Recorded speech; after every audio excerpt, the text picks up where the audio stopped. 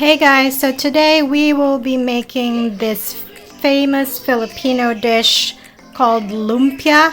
It's basically meat, seafood, vegetables wrapped in egg roll wrapper. So today I made some vegetable lumpia and this is how it looks like.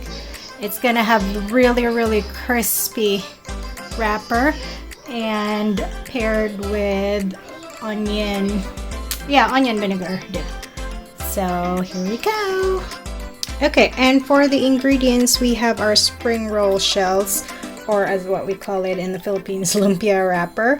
I don't have a specific brand that I like, although I like to buy them from the Asian stores compared to the regular grocery store. So yeah, so this is what we're having, and this is 25 pieces. I don't know if I'm gonna make 25 pieces. There's basically two of us just eating lumpia. So yeah, we have red onions, we have carrots, we have our tofu that I've crumbled already, and these are the extra firm tofu.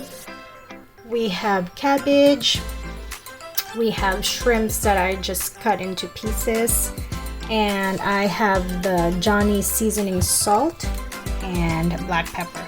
And you're also gonna need to use obviously a frying pan and oil. So yeah, let's get cooking.